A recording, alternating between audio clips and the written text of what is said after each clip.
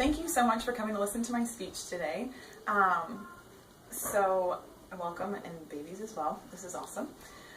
And so today, I don't know if you've ever said to your children, I love you so much, go clean your room. I love you so much, go pick up the backyard with your sister. So it sounds kind of like an oxymoron that you're telling your kid, like, I love you so much, now go do this. But it's actually not. According to psychologist Richard Weisbord of the Harvard Graduate School of Education, children learn empathy and responsibility towards others and appreciation towards others through chores. So today I'm going to be speaking about 2 reasons that I believe chores are actually beneficial for children. So the first is appreciation. They learn an appreciation for their own belongings when they have to take care of their own things in their own home. I know that with my children, if they have to pick up their toys, they learn an appreciation for their toys more than just, oh, mom will get that, or oh, mom will get that. Picking up the front yard, they take pride in their home, and they learn an appreciation for what's in front of them. They also learn appreciation for their siblings and parents. I have assigned my children chores that do not only pertain to them. They have to, my daughter has to pick up the shoes for the whole home. She has to pick up shoes for myself, my husband, her brothers, and put them away. And that way she learns responsibility, not just for her own things, but for the belongings of her brothers. One of my sons has to clean the bathroom that the whole family uses, and it teaches him that there's other people involved in his life than just himself.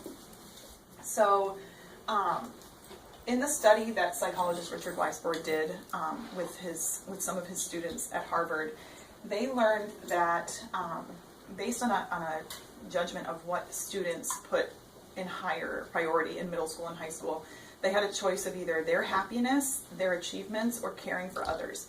80% of children chose their own achievements or their own happiness as their number one priority, and only 20% chose the caring for others as a priority in their life, as what they thought most important. And so I believe that chores help children when they're responsible for things in their own home and in their own family. They learn that caring for others is important. My kids, like I said, my kids' chores are not just for themselves. They do have their own laundry that they have to put away, but they also have things to do with the home, dishwashers and stuff like that. Kids also learn to give back when they do chores. They learn to be a participant in their family more than just going through the motions and going through the day. And they learn to give back, that as mom and dad give to them, they can then give back to us by becoming a participant in the family. Centerforparenting.org, which is a website, says that chores create a deeper connection with the family in children.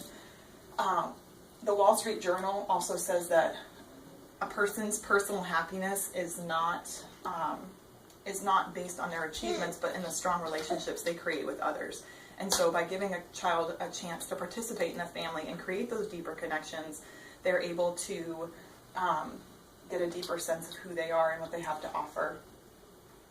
So in completing chores, the child becomes a contributor to the family instead of just a go through the day. Like my kids, if at the end of the day we go through chores, and sometimes they're, oh, Mom, this is the worst thing ever, we hate this so much. But at the end of the day, when they're able to take their chart, these are the charts I use, when they're able to take their chart, and this is for my son Caleb, he can't read, so I have pictures next to his chores. When he's able to mark down and go through and discover that he has marked down a whole day of chores, of course, this is Friday and he hasn't marked anything, so he hasn't been too great at marking it this week. But when he's able to mark it and say, I did all this, I got it ready, and he's able to look at his chore chart at the end of the week and realize that he was a contributor to the family, and he really feels a sense of like that he did well, and feels connected to me. He also has learned that not only is he a contributor, but he's learning life skills. So my kids, they want to help with the dishes, they want to help with laundry, they want to start the laundry for me. And it's a great thing to see them kind of like come alive in that and like, Mom, I'll do the laundry for you. And I say to my daughter, you're 8, so how about I help you and teach you how to do the laundry, because you're 8, so I'll teach you how to do it. And so we get to do it together, which is really, it does create a relationship with her that I didn't have before if she wasn't doing chores. And so the specific chores that are given to them, they learn a sense of responsibility because that's their chore. We got a dog in January, and we said when we got this dog that Mom and Dad were not going to be the ones taking care of the dog. They had to help. And so they've learned that's my chore, to help with my dog. And so my son has to feed the dog, another kid has to pick up the toys, and they switch around every week the chores they have to do. But that they get that feeling of responsibility that that's my thing to do. And they sometimes will fight over who gets to take care of the dog, which is an actual nice thing. But it's a result of chores given that they learn that responsibility. They also learn the heart of a servant. In 1 Corinthians 10:24, it says, let no one seek his own, but each one the other's well-being. And by having to serve the family and serve each other and pick up each other's dishes and shoes and toys, they learn that servant's heart towards each other. It's not just me, me, me all the time. It's not that gimme nature. They learn what it is to serve one another and serve the family. So, and by serving the family, we can teach children to think and see beyond themselves. So it's not just about them. It's about the family. It's about others. It's about, if they go to a friend's house and they won't expect the family to serve them. They'll be an active participant in their life throughout. So one of the best things we can do for our children is to assign them chores within the family, which also is an opportunity for us as parents to praise them and to show our appreciation for them by what they are able to do. Children are capable of much more than I think parents give them credit for. And so when they're able to get a job done well, we can say, yes, that was so good. And if they need help, we can say, you know what, you're doing amazing. Let me help you with that. And it gives us an opportunity to praise them, to reach out to them, to create a relationship with them more than just us serving all the time. It creates a chance for them to learn to serve and to be praised by us for more than just their achievements in school or things they do.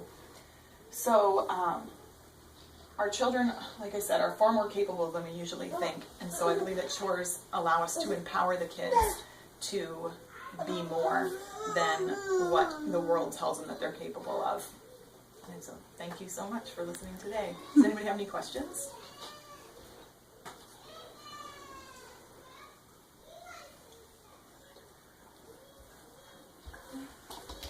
How do you decide what chores the kids each get? Good question. I actually went on Pinterest, which is the do-all, say-all for me for ideas. But I went on Pinterest and I looked up chore charts for ages. And they had chores starting all the way from when a child was about 1.5. And it was, when they were about 1.5, it's as simple as picking up their own toys and putting them in a bucket.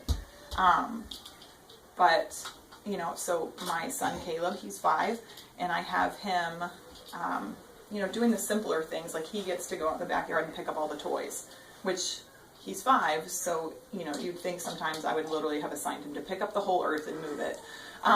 But then Olivia, my daughter, she's 8, and her chores are clean the bathroom every night. So the kids' bathroom, she goes through and she organizes and she picks up and she organizes the rug, whereas Caleb wouldn't be able to do that. And so Pinterest, to me, has been a great resource for ideas for chores for kids. So. Do you use the chores to determine an allowance for your week? I have in the past used the chores to determine an allowance, and as I was reading and preparing for this speech, I actually read something on, I think it was Family Circle or think it was Family Circle, that said that chores should be independent of an allowance, because an allowance based with chores can actually get a kid to not want to do chores if they don't super care about money. It actually creates an indifference towards getting the chores done. So although I have linked it in the past, I may change it after doing all this research, because it's no longer, I've learned something different. So. How do you handle it when your kids do not want to do it, the chores? Oh, for me, I handle it by saying, this is not an option. This is part of being a contributor to the family, and I need you to be a helper. I read on the Wall Street Journal also said that by telling a kid not just you're helping, but thank you for being a helper, they get that identity of being a helper. They want to be something. And so using that technique has really helped in the last week when preparing for this, by saying thank you for being a helper.